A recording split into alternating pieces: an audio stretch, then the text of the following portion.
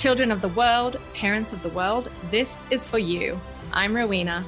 And I'm April. We are best friends and moms to 5 young athletes and sisters to Olympic champions. We have a mission to inspire our kids and your kids through the stories of champions. Who am I? I am a champion. Who am I? I am a champion. Who am I? I am a champion.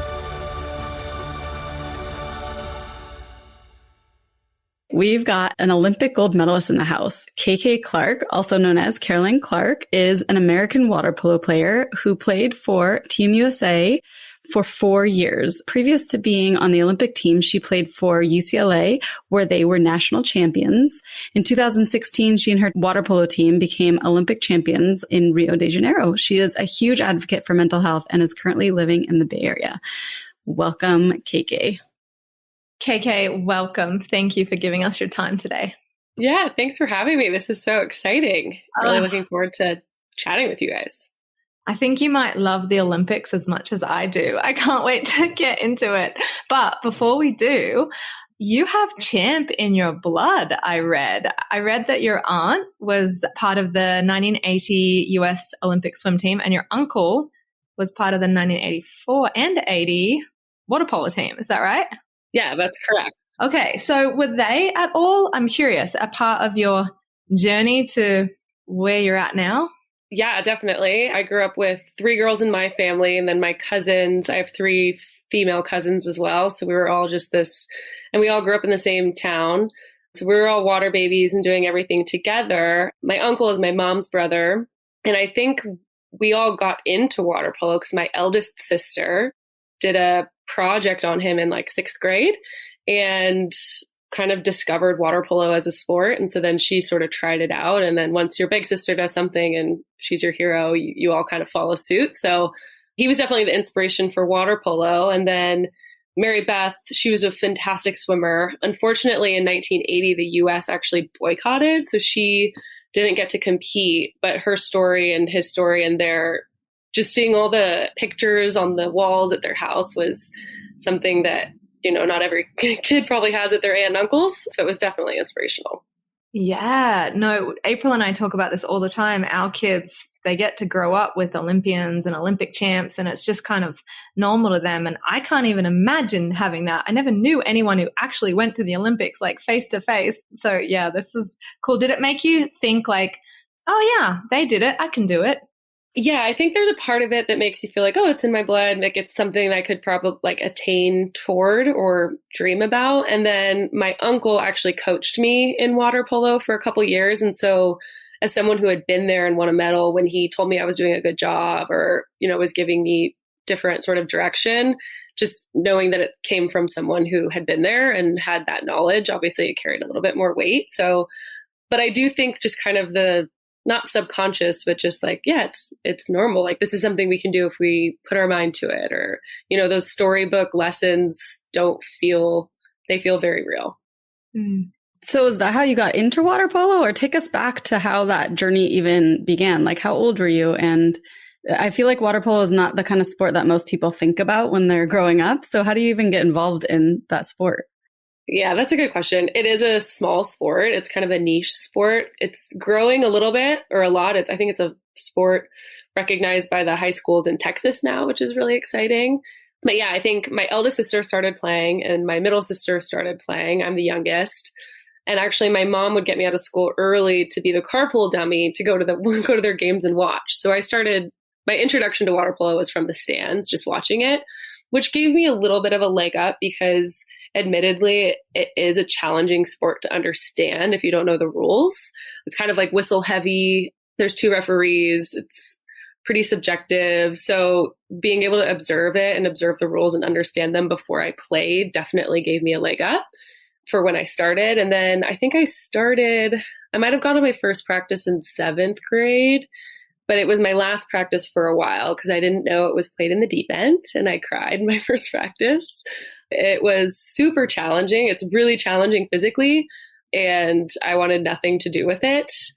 But all my friends were playing. And the beauty of when I played and where I played is my sisters had friends, and their friends that were playing had little sisters that were my age. So we kind of had this little community. And that made going to practice more appealing. It was because my friends were there and I could hang out with them. And, beginning a sport at a young age, it was, and it should still be about having fun. And so there were practices that were fun, but I think I was definitely deterred at the beginning because you can't touch the bottom.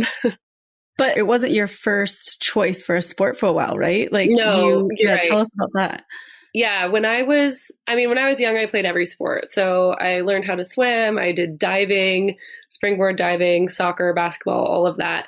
And I really fell in love with horseback riding. I was a horse girl. So I loved it growing up. I finally asked my mom if I could take lessons. She agreed. Unfortunately, horseback riding is a little bit expensive. So I think my parents tried to deter me from that. And so conveniently they'd be like, oh, well, we can't take you to the barn because we're taking your sisters to practice, or there's no cars. And suddenly I had this incredible work ethic. I was like, well, I'll bike. And, they're like, okay, well, I don't know if we can really do lessons. And I'd be like, it's okay. I'll just hang out. I'll just work at the barn. And I started working at the barn, and in exchange, the trainer gave me lessons. So I think my parents were kind of like, whoa, this isn't a phase. She's really serious about this. And they did kind of step up and help me support that dream. And that really, I think, instilled my work ethic, because I found something I loved and I was willing to do whatever it took to just be around it. But it wasn't until high school I sort of was looking at my future, looking at colleges and seeing what that path could look like. And also it was sort of a fork in the road with, am I going to get serious about water polo or not? And ultimately at the time, and there still are now, much more doors that would open for me, at least with water polo. So it was really hard to step back from riding. But I think, looking back, it definitely was the right choice for me. With water polo, the best schools to go to, it's a really California heavy sport. So all the UCs in California are amazing schools for water polo. Both my sisters went to UC Santa Barbara. I ended up going to UCLA, but there was just a lot more opportunity for my future in that. And I was able to kind of see that on my own, which was great, rather than my parents kind of telling me. I kind of had to come to the realization myself. And even through college, I was able to come back home and go to the barn and say hi to everyone and ride a little bit. So I still have a fantastic relationship. Actually, fast forward to, this is kind of off base, but when I was on the Olympic team, our coach did an exercise where we wrote a letter to a coach or a mentor. And I wrote mine to my riding trainer. And we didn't know it at the time, but after we wrote our letters, our coach and staff organized it so that we could read the letter to them in person. So my trainer drove all the way from a horse show in Palm Springs to our practice.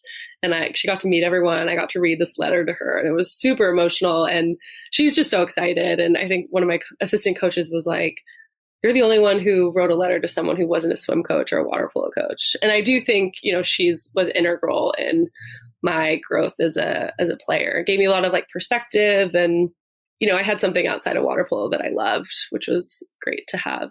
How beautiful. Yeah. Because I was going to ask you that about the people in your life who helped you grow your vision for what was possible and believed in you. And it sounds like, was that horse riding coach, was she that kind of person for you?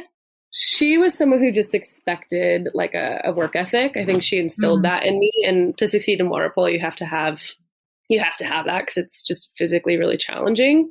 But I had plenty of coaches on the water polo side as well. I think there's certain pathways to the national team. One being sort of this Olympic pipeline. And the first time I ever tried out for my zone team in high school, I didn't make it. And then the next year I tried out and made that, then sort of made the next level the same year, and then ended up making a youth national team. And it was my first sort of entry into any kind of national team experience. And there was a coach who knew who I was, but he definitely took a risk on me by naming me to that team. So I think of him, I think of my high school coach, my uncle, my sister coached me at one time. My college coach, who ended up being my Olympic team coach, he's probably the biggest sort of human that was ultimately a growth engine for me. He's the obvious choice, and he really is someone who made a huge mark on my life. But I think as far as being a young kid and getting your first kind of understanding of working for something that you love and that you want so badly, she was probably that person. And we're still great friends. Whenever I'm home, I visit the barn. Her and I just hit it off. So cool. So what about this coach that was this growth engine for you? What did he do right? Like what's one thing that, because we're going to have youth listening, but also coaches and parents and. Yeah. So, and you can, I mean, I think he talks and there's some YouTubes with him out there. His name's Adam Krikorian. He was the coach at UCLA.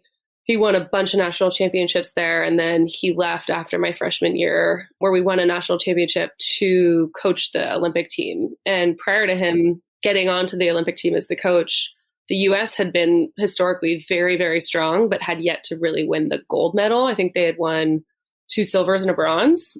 And so he went over there and obviously there's kind of with a new coach and a new leader, there's sort of a shakedown, and he was able to kind of bring everyone together, all the veterans and all the new girls, and they won their first gold in London. And then I was on the team in Rio that he led to our second gold. And right now they're ranked number 1. He'll be the coach in Tokyo as well. So he's probably the most competitive human on planet Earth. And he has this really amazing process. But some of the specifics, I mean, the training, like truly we have just innate confidence. It's like the easiest thing that we're prepared because we prepare so much and we work really, really hard in practice.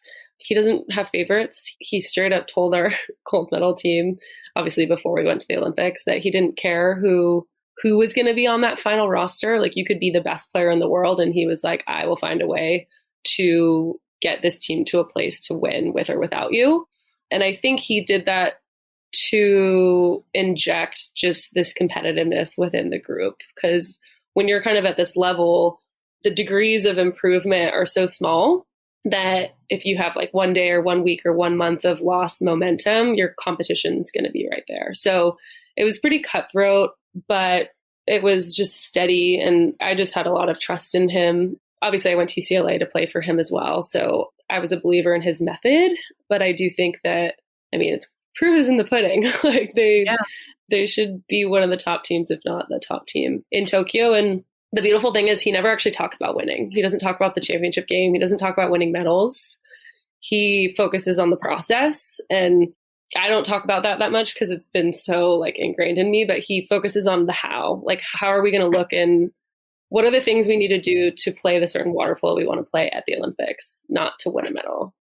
So wow. I think he kind of tries to take the pressure off because I think he truly does know like medals don't make the process. Medals don't fix everything. Like if you win a medal and you didn't have a good team camaraderie or a good experience getting through the adversity together, it doesn't feel any better. But if you win and you know that, you know, you kind of did it the right way and you stayed true to your goals and wherever you failed, you learned from it and all of that sort of fabric, it's all worth it at the end. So like when you're sacrificing so much of your time in your life to this thing with all these other people, you want it to be worth it. And he's kind of figured out how to manage that. Inspiring. So cool. You know what I love about your story is, because I can relate, is that you have sisters that did the same sport. So because you obviously went on to win an Olympic gold medal, was that like tension between you guys, or were they always supportive, or what has that relationship kind of looked like? Yeah, I mean, by the time I was on the national team, because I'm the youngest, they had kind of moved on with their lives from water polo. However, when we were in high school, and the way that our ages are different, so my eldest sister, her and I never overlapped, but my middle sister and I did. She was only 2 years older than me. And in high school, she beat the crap out of me, like all the time in practice. And like I have memories of playing board games and she would beat me pretty consistently. And then there'd be a game every now and then that I was one roll away from winning. Like I just had to roll the dice and I would just move my markers 3 spots or whatever and win.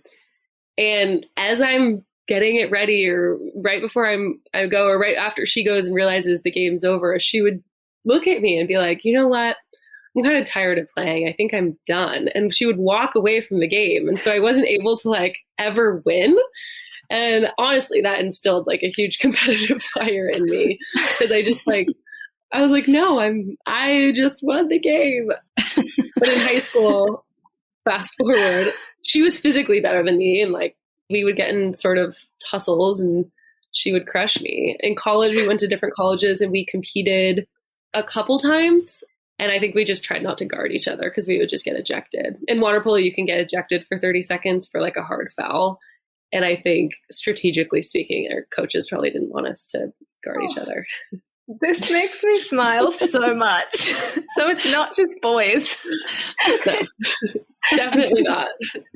Not if you share genetics and you're all really competitive. Like it's, yeah. Oh, so good. So, gosh, that's actually, I love hearing this, that it's okay to be competitive. It's like this strength and to not crush it. That reminds me, I've got very competitive little boys. I'm not going to crush it. I love this. So, I mean, that's something I wrote down before our interview is just like, especially speaking to like a younger age group, competition is one of the most important things I think for just like, granted, you want it surrounded with the good parts of the competition, right? The sportsmanship, the hard work, like you don't want there to be bad behavior surrounding it. But one of the biggest things our team had to focus on was avoiding complacency. And that was by highlighting how to compete with each other every day and compete with yourself. Yeah. So I feel like there is a bit of a culture of like shaming competitive kids or shaming competitive people. Did you ever get bullied for being good, basically, and trying hard and winning? Like, did you ever have experiences of that, of people tearing you down? I don't think I did. And I think that's probably one of the bigger differences between when I grew up I was born in 1990, so the 90s and early 2000s, and now probably.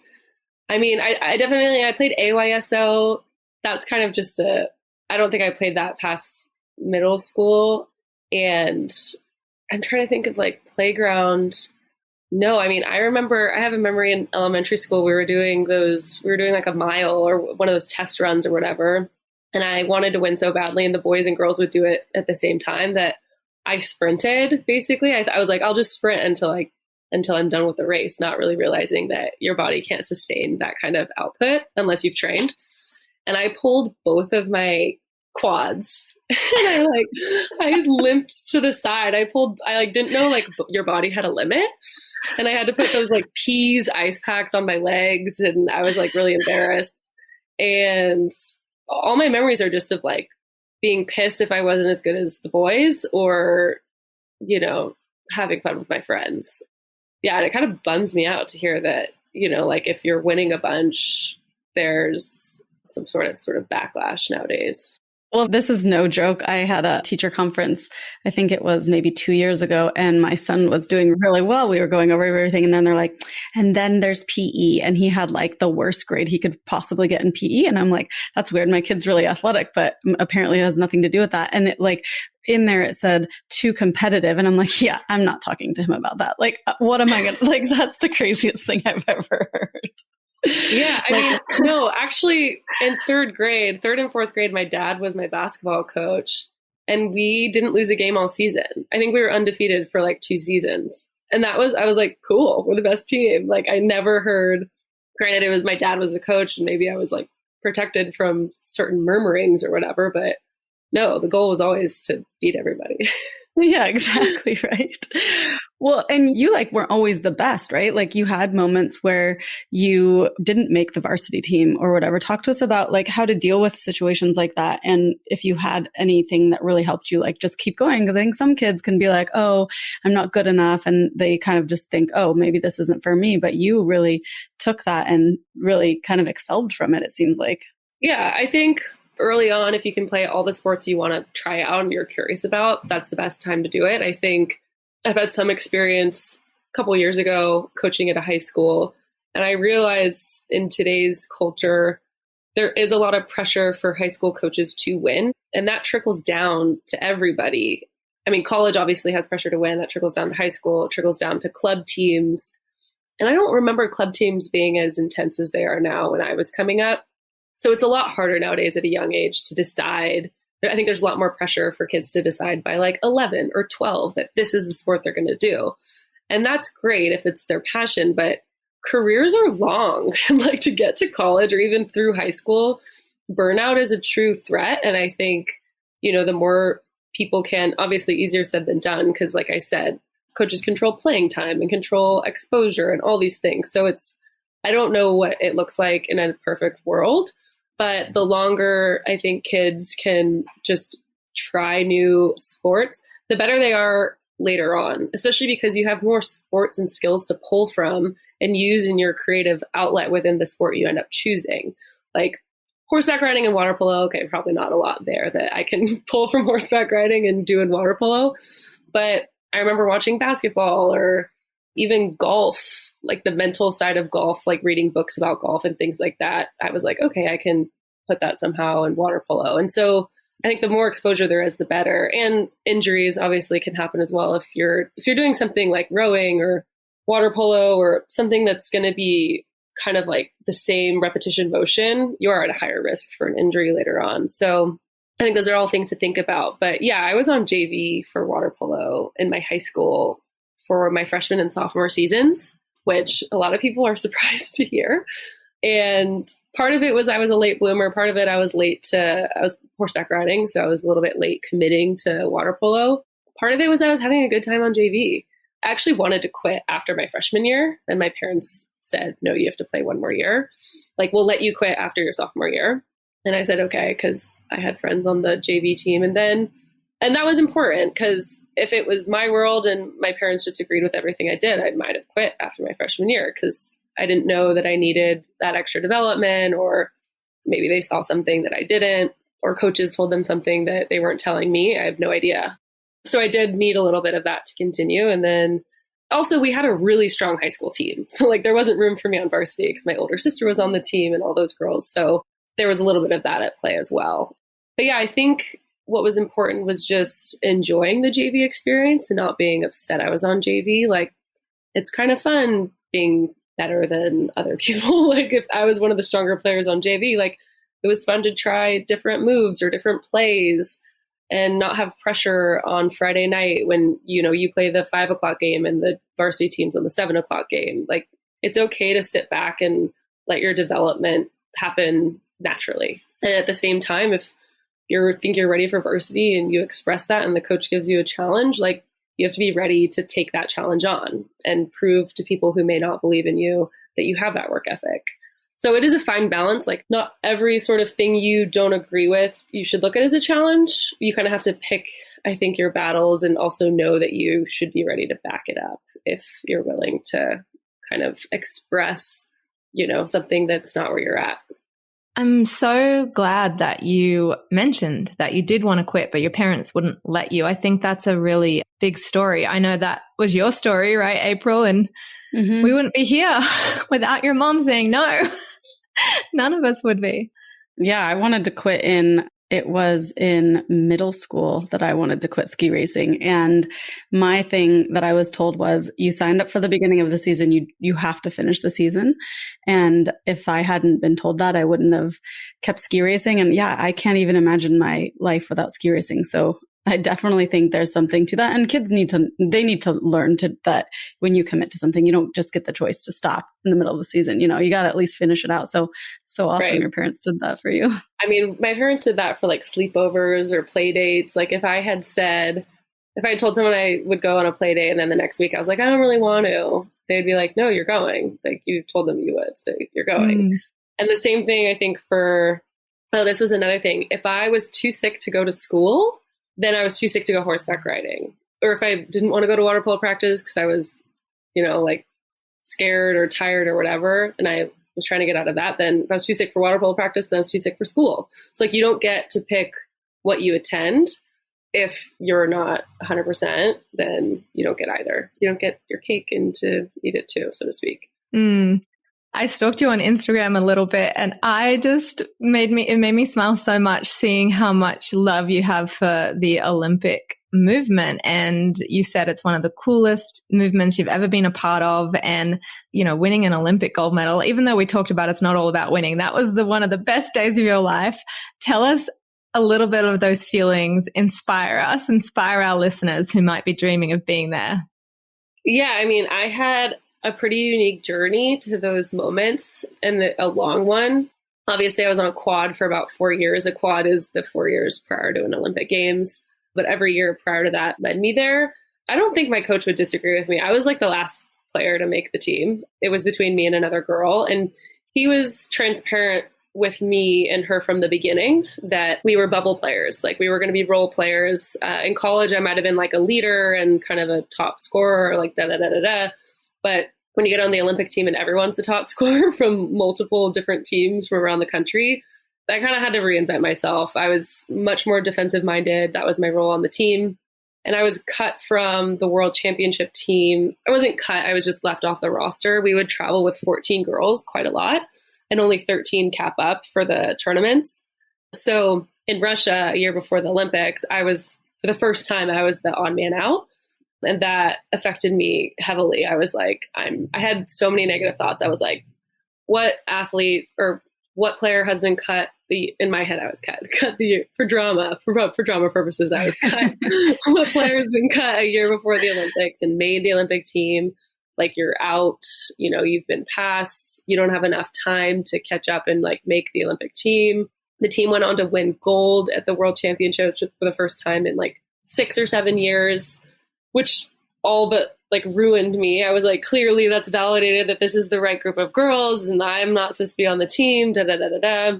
And fortunately, we had a sports psychologist that we worked with, who I worked with closely and was able to kind of reframe that experience. And, he had me write down all those negative thoughts and he's like, okay, what are you thinking? I shared with him. He's like, okay, what's the opposite of that? Or like, what's the truth? I'm like, okay, actually I have a year to turn it around. Like this isn't a month before the Olympics. This is a whole year. That doesn't feel like a lot of time, but it is plenty of time and practices and trainings to prove that I can respond the right way. And we kind of just, I'm not enough. I blew it. Like we went through everything and kind of reframed it. And then we had a little bit of a break after the World Championships before we came back. And I came back like a psycho athlete. I was, and I had to kind of pull in a little bit there too, because effort doesn't always equal results, even in our own like physical capacity. So it wasn't like, I'm going to work hard and prove everyone. It was just like, how do you respond? How do you play smart? Like, what are you going to do? Started reading a lot more books about sports, things that weren't going to be taxing on me physically, because water polo training was going to take that all the way. But what can I surround myself with outside of practice that's going to help me sort of focus and feel good about continuing down this path, with the reality being that maybe I don't make the Olympic team. Like, do I still want to sign up for another year and not make this team at the end of it? And so I actually had to mentally get to a place where this whole experience and growth was going to be worth it, even if I'm not on that team. And so it was this liberating experience where I kind of just like submitted and accepted that that's not the end goal. The end goal is just to like go through this process with these girls and be the best teammate ever. And it wasn't until that was fully embodied that a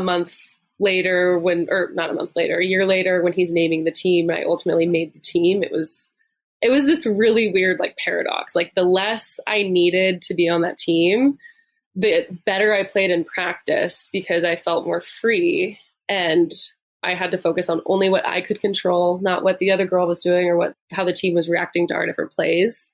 But it was this full, just hyper focused like exercise in understanding, like, I'm still probably like going through it, but just letting go and just trusting yourself, trusting the process, doing everything you can in your control to put yourself in a good position, but also understanding like there's more to water polo. You're more than that athlete. And honestly, it just let me play better in practice. And I executed in practice, which is where I needed to execute to make the team, because I didn't get that many chances in games because I was a role player.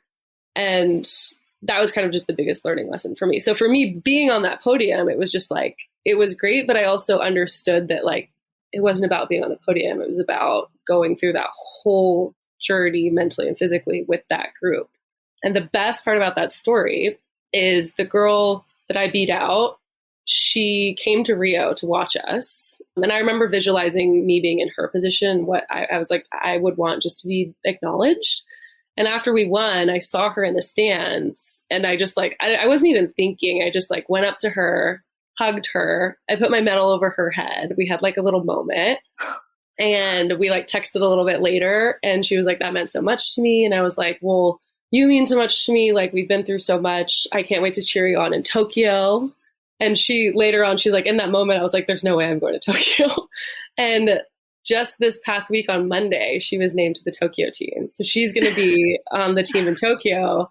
And she's been through like the ringer too, obviously. Like she's been on it for like eight years sort of effort. What's her name? Her name's Elise Williams. I think she's number 12. I think she'll be number 12. You just made me cry. Seriously, that is crazy. Yeah. So I'm like, and I texted her, I watched the team get named on Monday. I texted her, I was like, I'm so amped. Like in my dream world, I was going to be in Tokyo watching her.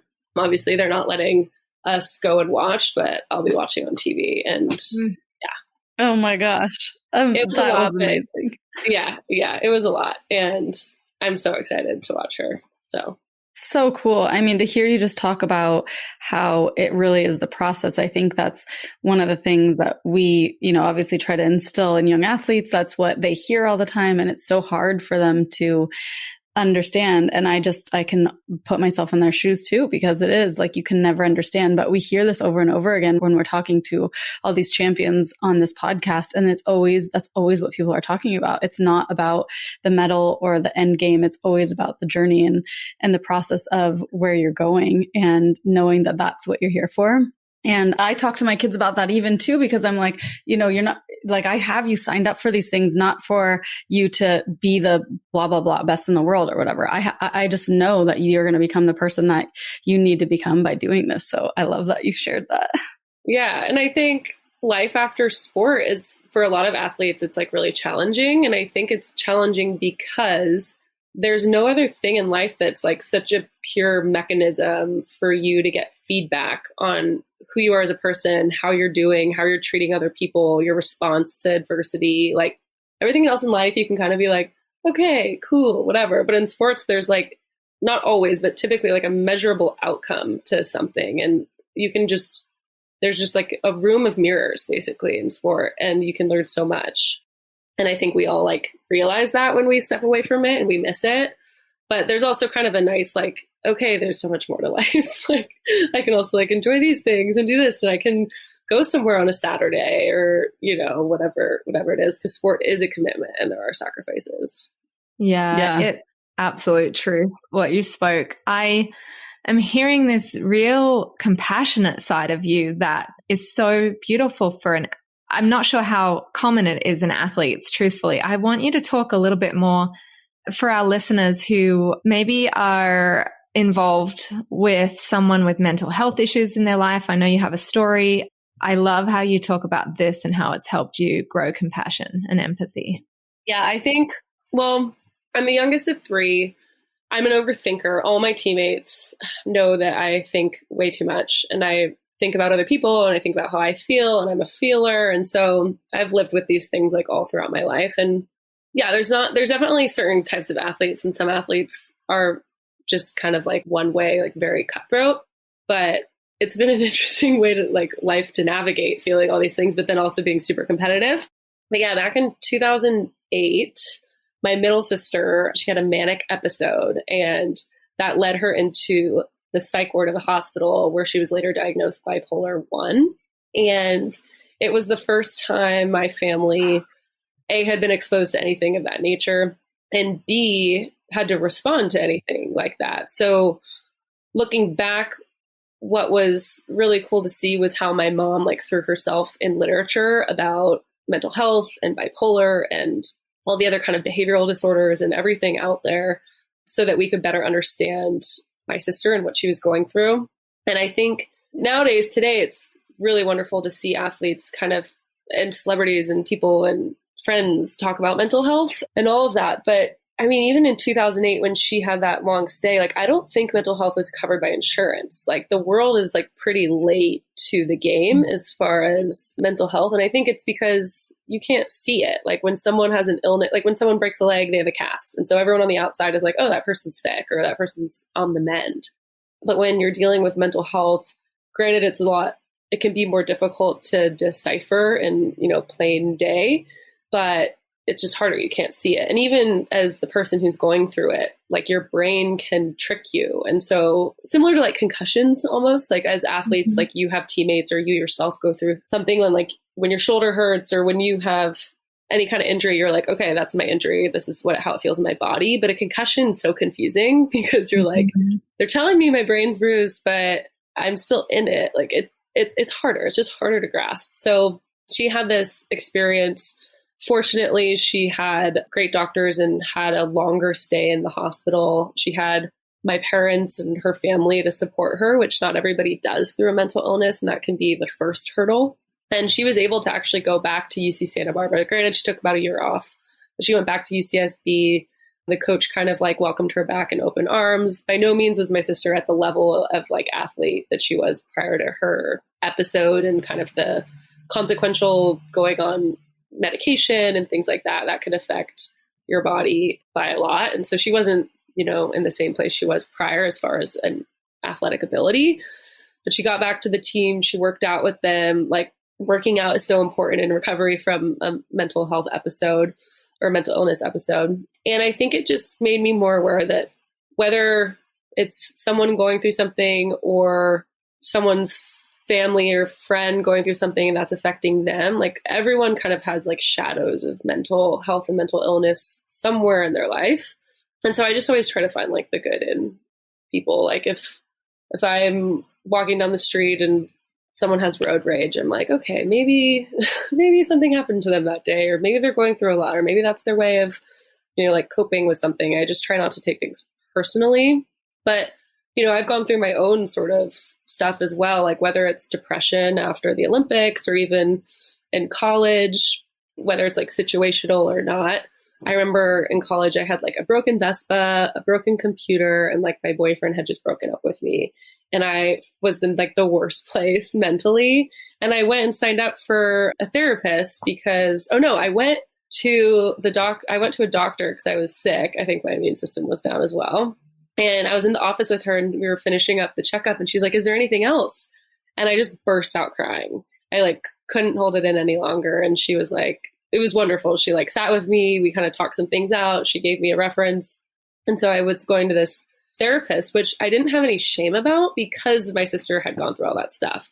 Like I am number one person, everyone should have a therapist, because when you don't think you need a therapist is actually when you get a lot of the work done. Like when you feel like you need someone to talk to, it's because you're in this place that, you need that sounding board and you need to get pulled out of it or you need to work through it.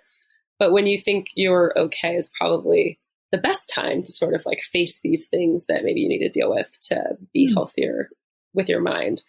Not to mention the mental challenge that sport is in general. Like you're exhausted, you're competing with people. Like, how do I approach this mentally? Like, how do I compete with my best friends every day and like get along with everyone, but then also try to beat them? It's just, there's a lot you're dealing with. But as far as the mental health, I think, it's like I see it a lot, but everyone's going through something. And I think compassion is just kind of the best way to connect. And I love sharing my sister's story and my story because after I do, almost every time I share it, something happens in my life where someone pops up and I either get a text, a call, or a DM. And it's like, hey, I know you've been through this. I'm actually going through this right now. What should I do? And I'm not a professional. I just kind of like give the resources. Like NAMI, National Alliance on Mental Illness, is a great resource. And there's some other foundations and things that I just try to point people to because things come up. And I think it's just, we're all human and we're all in this together, so to speak. But I think it's easy to judge. Like if seeing my sister during her manic episode, we laugh about it because she didn't hurt herself. She didn't hurt anyone else, but she was gone for 3 days and did really ridiculous things. Like wrote manifestos, gave them to people, and we have this wonderful relationship with that story.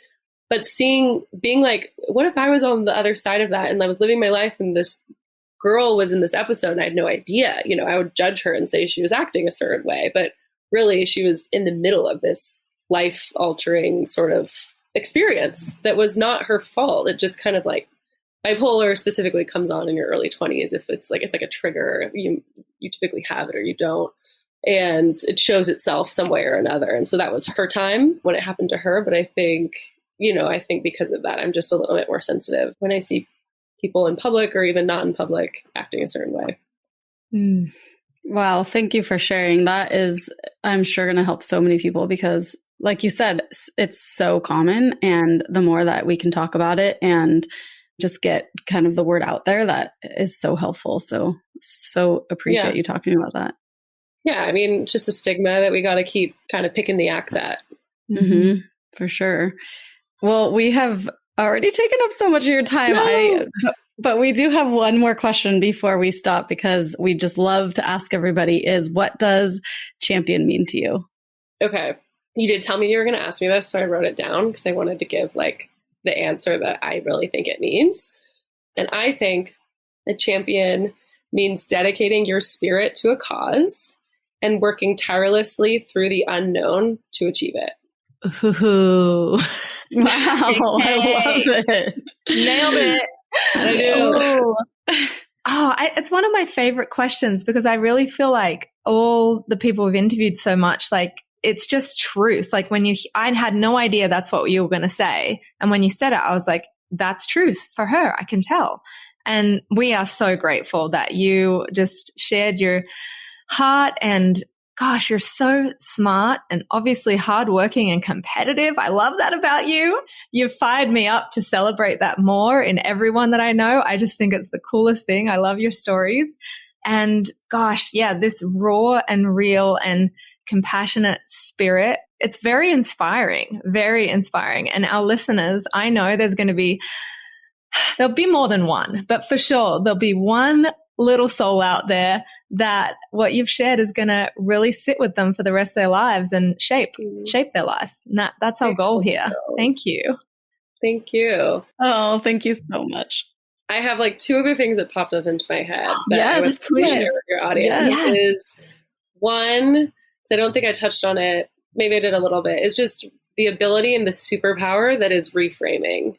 So like I learned it when I was really young, when I would have a nightmare and I would wake up and I wouldn't want to go to bed. I would finish the nightmare awake and I would finish it with a good ending. I'd be like, the clowns were really my friends and we were all clowns. Or like, I would just change it so I could go to bed and feel good about it. And I realized, I didn't know it at the time, but I was doing this thing we call reframing. Is if you have a bad experience or a bad game or something that is negative to you, like it is a fun exercise to figure out how to turn that into a positive. And it doesn't maybe have to be like, it's good because, but how do you change that and change the way that you can relate to it so that you feel good about it? And then I just think that's an excellent tool for kids. And then the other thing is with the competitiveness, like I don't want kids to feel bad for winning. It's just like the person on the other side of maybe that win or that loss, they will succeed in something in life. They just, it might not be soccer or it might not be tennis or whatever. I was awful at tennis, by the way. I never won one tennis match.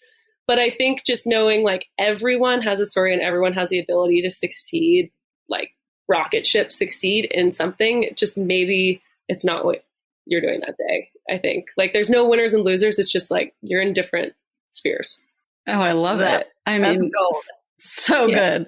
You're a wise woman. Oh, thanks again for coming today. And we're excited to talk to you again soon. Thank you guys.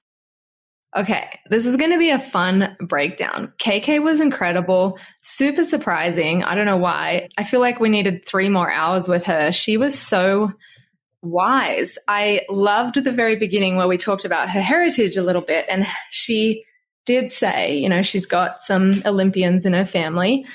And it made her feel like it was so attainable.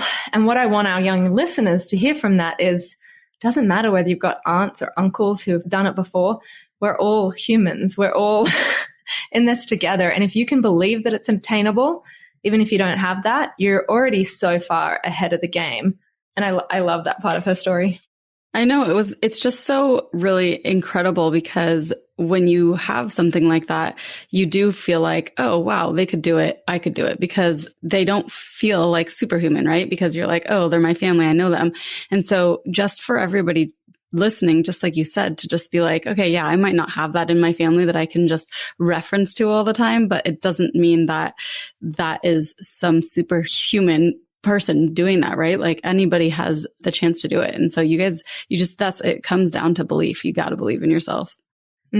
Yeah. And she didn't even talk so much about her family members who were Olympians. She talked about these coaches and mentors in her life that really seemed to shape her work ethic, really seemed to celebrate the competitiveness that she had inside of her. I love that, the water polo coach she talked about, that he was really into helping everyone just fight in a way to be the best versions of themselves. And yeah, it was this balance of like competitiveness, but he wasn't all about winning the gold medal. He was about the process and who you were becoming. And this is what we're hearing over and over and over again. This is a theme, you guys. I loved that she's talked so much about celebrating the competitiveness, because I believe that to my core. I think that you have to have, and I feel the same way. Like, we keep hearing all these people talk about like they just were really competitive. And it's so funny as a parent, because sometimes, especially our older son, I can understand why people can be frustrated with that sometimes, because sometimes even like playing a little board game, he will just do whatever he can. And he gets so upset if he doesn't win that. And I just sometimes will be like, come on, it's just a board game. But that's how it was growing up too. Julia was the same way. She literally wouldn't even, like, she would get pissed. She still does if she loses to ping pong. Like, it's so funny to see that competitiveness and taking like the positive from that and what you can do from that, and just really like encouraging that, like, okay, it's okay. Let me teach you how to like not throw a fit if you lose, but also like, it's good to be competitive. Yeah. And it's actually good to lose. Did you hear when she got that winning the board game dangled in front of her, but her sister took it away from her, and then it just fueled her in her life? That was probably a defining moment then, and no one knew it. And I think about my kids when they're fighting, and I yell to my oldest, just let him win, when my youngest is throwing a tantrum. And now I'm like, ooh, I don't think I'm going to do that anymore. No way. I know, right? Well, then she did talk about that. She's like, you still have to have good sportsmanship and stuff too, but you do want to harness the competitiveness. And I just loved that, because it is hard, because as a parent, sometimes you're just like, okay, fine, I'm just going to like, let's do the easy road. Let's not fight and stuff. But it's like, well, actually, this is good for you guys. Yeah. Her story, her journey to the Olympics, I actually wished we dug in a little bit more in that, but just the nuggets I took was, number one, it wasn't like it was a given. She wasn't the best. She only just made it.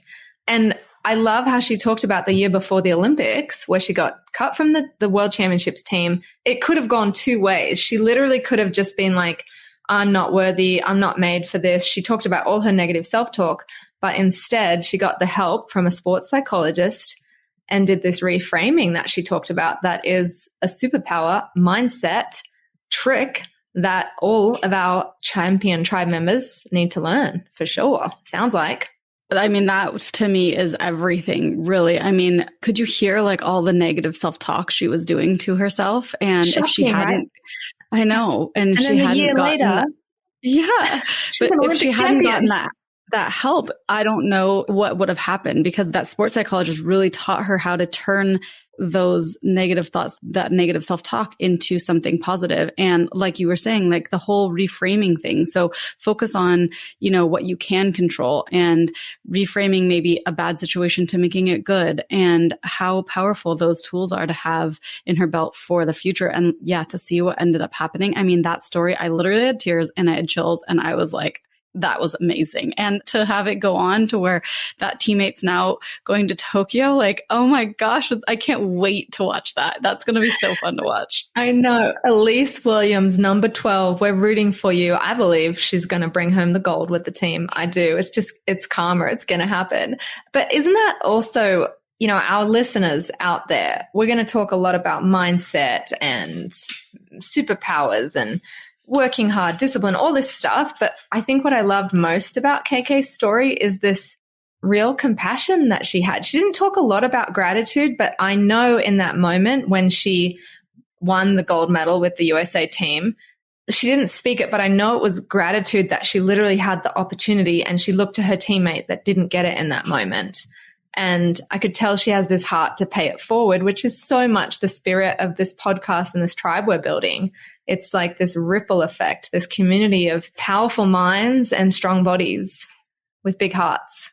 And she's literally just You literally just gave me chills all over again, just hearing you talk about that story. I just think that is so cool that she did that. And, just her talking about how realizing that it really is the process and the journey of who she became during all that. And even though in that moment when she, as she calls it, cut from the team the year before, was probably the hardest moment that she really ever had to experience, it really helped her become the person that she became. And so that's why we talk so much about this. Like when you have these defining moments and they feel like nothing can be worse than this situation that's happening in that moment, like, okay, well, actually, this is the moment that's going to define me. So which path am I going to take right now? Am I going to do all the really horrible self-talk and go down that path and feel sorry for myself? Or am I going to get have somebody help me figure out how to make this into a really good thing? And even if she hadn't made that next team, it sounds like she learned so many skills on how to get through it that she would have, I mean, I don't know. She didn't necessarily say this, but it sounds like she would have had just as good of an experience if she hadn't made that team, just because of that going through that process. 100%. Yeah. And I feel the same way when she was talking. I believed her because I feel the same way now about my Olympic journey. I didn't have a dream to come last in the Olympics like I did. I had a dream to win a gold medal when I was a kid, but I didn't. What I learned, I have so much gratitude, and you can't do that without a dream. You can't learn without a dream. So keep dreaming, young ones, keep dreaming.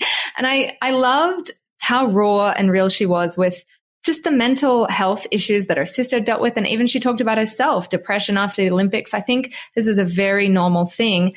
And it was a huge light bulb moment for me when she said, get help when you're not in your dark times, because that's when you can actually learn and get the tools and skills to deal with the hard times that they'll come for everyone at some point, and that everyone just needs a therapist. I was like, ooh, that's a good tip, KK. Yeah, I really believe that. I think that and that's, why we are on such a mission with this project to get kind of the word out there on the mindset stuff when it comes to sports, because we always are looking at so many, like finding a strength coach and finding a specific coach for your sport. But how many people actually have, mindset coaches or sports psychologists or psychologists in general, and how important that is. And it's so cool that just people like her are able to talk about this so openly, because it just helps it become more and more accepted, more and more normalized, and make people realize that they're not the only ones out there that have had these experiences or these thoughts or whatever, and then how to deal with it. And just like she said, like, get a therapist. There's nothing wrong with that. Everybody should have one, Yeah. We are having so much fun with this project. We hope you're enjoying listening into.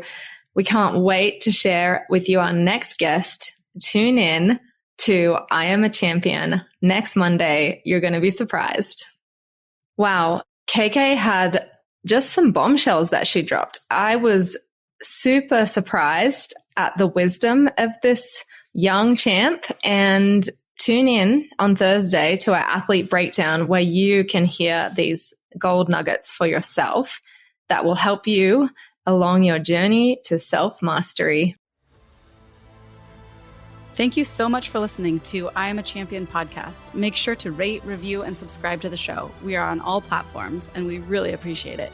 You can also find us on IG and TikTok at I Am a Champion Podcast, and YouTube at I Am a Champion. Until next time, remember, you are all champions, leaving you with high fives, big hugs, and big belief. April and Rowena. Who am I? I am a champion.